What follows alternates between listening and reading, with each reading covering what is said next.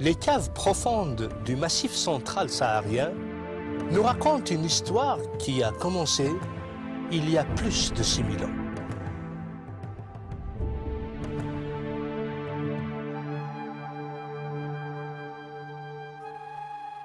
Une histoire de survie, de lutte contre les éléments, une histoire de découverte et de triomphe, de victoire et de déception. L'histoire d'un peuple qui a su capter l'essence de son identité, de la plier à volonté pour la protéger contre les menaces du temps. Un peuple, des tribus, une famille, les Berbères.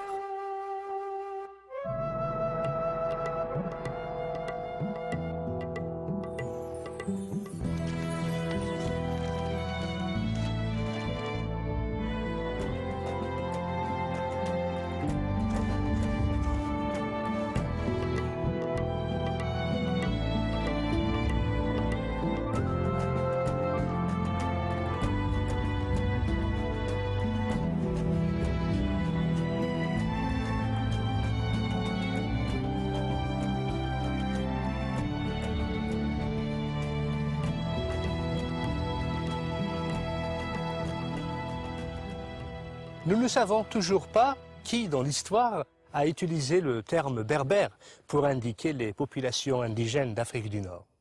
Peut-être les Grecs, en les désignant d'étrangers, ou encore les Romains, les appelant barbares. Ce que nous savons, c'est que chaque tribu portait et porte encore un nom propre à elle. Alors que l'ensemble de ces tribus s'identifie au terme Imaziran, homme libre, un nom qui sauvegardera leur place dans l'histoire de l'humanité. Les historiens sont confus sur les origines de ce peuple, si fier et si tenace. Seraient-ils les autochtones de ce pays, comme semblent l'indiquer les stèles et les fresques murales, ou encore un mélange d'immigrants et d'autochtones? Les chercheurs, les anthropologues, les archéologues en général, qui ont fait des études approfondies sur l'Afrique du Nord, ont trouvé que de tout temps, en remontant à 5000, 8000, 10 000 ans, cette terre était toujours habitée. Et on ne voit pas de peuple ayant émigré d'ailleurs pour s'installer sur cette terre. Donc les Berbères ne viennent de nulle part. Ceci dit, ayant un rivage assez long de 3000 km avec la Méditerranée, donc tout le bassin méditerranéen a conflué vers l'Afrique du Nord, et on a vu aussi bien les Phéniciens comme premiers arrivants en Afrique du Nord, ensuite les Grecs, ensuite les Romains, même les barbares des Vikings étaient venus jusque-là, puisqu'il y a eu les Vandales à un moment donné qui étaient arrivés en Afrique du Nord. Donc l'Afrique du Nord a subi, ou plutôt bénéficié, des brassages humains de toute la Méditerranée. Qu'ils soient autochtones ou pas, une chose est cependant certaine, les Berbères ont occupé l'Afrique du Nord depuis plus de 6000 ans. Sur une terre qu'ils adorent, ils demeureront un peuple fier de sa culture et de son héritage.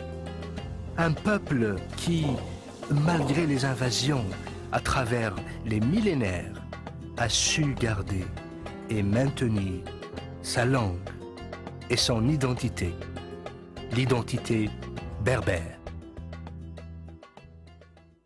Ce n'est ni la présence, ni encore l'absence de frontières qui aurait réussi à unifier ou à séparer le peuple berbère, puisque ce peuple, de toute son histoire, n'a jamais connu d'unité politique. Les diverses tribus ne s'alliaient que devant un ennemi commun. L'envahisseur, une fois le danger parti, chaque tribu reprenait sa vie, propre à elle. Que ce soit en Libye, en Tunisie, au Maroc ou en Algérie, les Berbères qui s'étaient bien établis, comme bergers et fermiers, retournaient chez eux, dans leurs villages et forteresses, qu'ils avaient érigés très loin dans les montagnes, vers les pics les plus inaccessibles. Certains ont trouvé refuge dans les îles Canaries et l'île de Djerba. Aujourd'hui, leurs descendants continuent à vivre dans ces régions lointaines.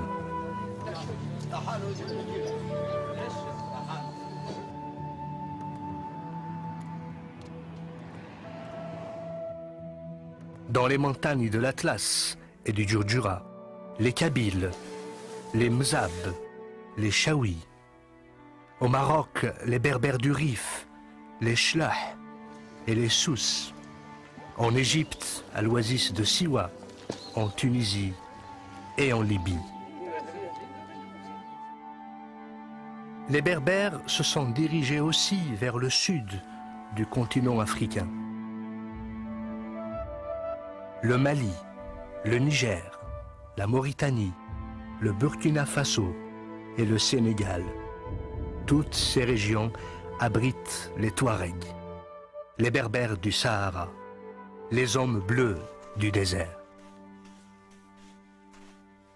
Mais si les Berbères n'ont pas connu d'unité politique, ils ont par contre connu l'unité culturelle, linguistique et artistique. Dans les signes géométriques qui garnissent leurs poteries, leurs tapis, leurs bijoux, signes mystérieux et inconnus qui cachent une histoire commune. L'histoire d'un homme, d'une femme, d'un peuple, l'histoire des Berbères.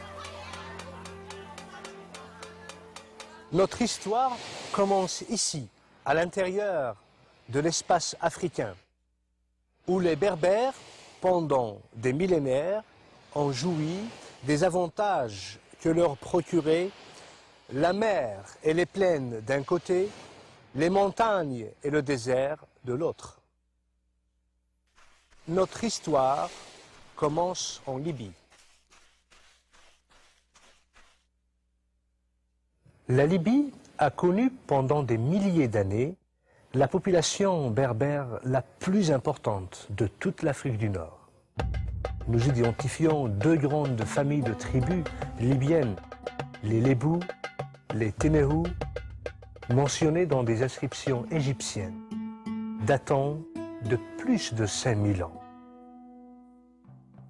Ces inscriptions faisaient allusion aux migrations des peuples berbères en Égypte. Les tribus des Lébous vont finir par s'installer en Égypte, à l'est du delta. Ils payeront leur tribut aux autorités égyptiennes. Ils vont s'engager aussi dans l'armée. Des siècles plus tard, les Berbères vont finir par s'intégrer militairement, socialement, en Égypte. Ils vont prendre en autorité et en savoir-faire. Ils marqueront définitivement l'histoire de l'Égypte.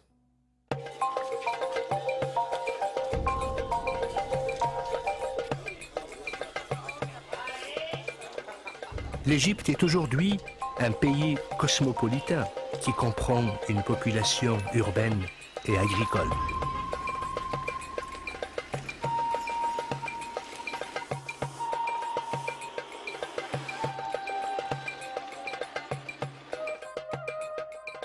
Rien ne captive l'imagination comme les splendeurs de la civilisation égyptienne.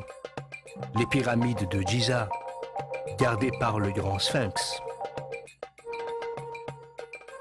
Les temples massifs de Luxor et de Karnak, garnis d'inscriptions diverses, détaillant avec précision les événements marquants de l'histoire de l'Égypte. L'Égypte des pharaons.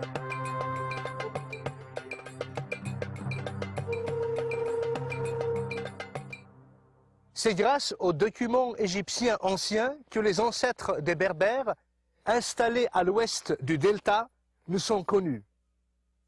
Il y a les Tehenou et les Temehou du 3e millénaire. les Lebou et les Machewesh du 2e millénaire. Mais comment les Berbères ont-ils réussi à se constituer en véritable puissance, qui a même réussi au début du 1er millénaire à se rendre maître de l'Égypte?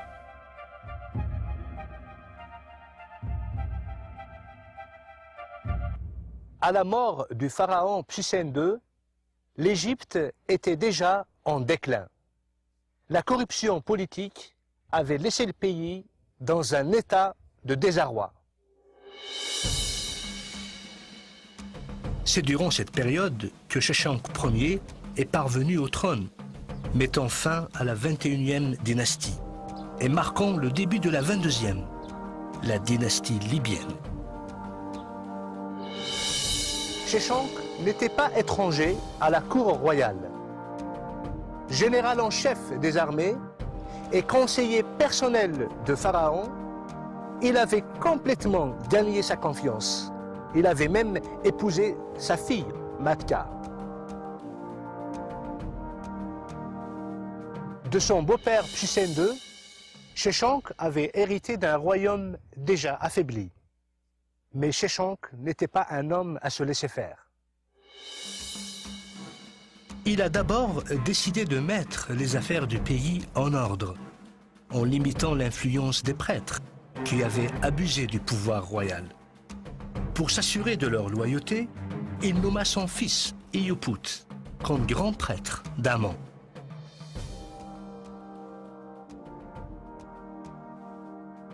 Sheshanq comprenait très bien que le pouvoir du pharaon dépendait du soutien de son peuple et de celui de la noblesse en particulier. C'est ainsi qu'il a permis aux seigneurs de la terre d'épouser les filles de la cour royale, pratique inhabituelle en Égypte.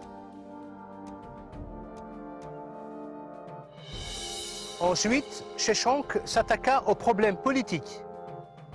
Il réussit ainsi à mettre fin aux divisions qui rongeaient l'Égypte durant la 21e dynastie. Il réunit une Égypte divisée entre Thèbes au sud et Tani au nord et établit ses fils dans des positions importantes, ce qui lui a permis d'exercer un pouvoir total dans les régions sensibles du pays.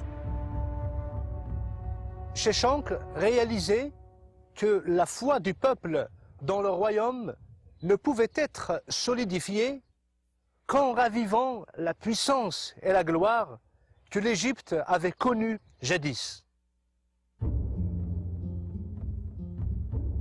Il a repris alors une politique d'expansion et mena en Palestine une campagne victorieuse qu'il a commémorée et célébrée en entreprenant un programme de construction ambitieux dans le temple d'Amon-Ré à Karnak. C'est ainsi que Sheshanq a su consolider son autorité à la base, marquant un nouvel âge de prospérité dans un pays qui agonisait. Finalement, Sheshanq a noué des liens commerciaux étroits avec la cité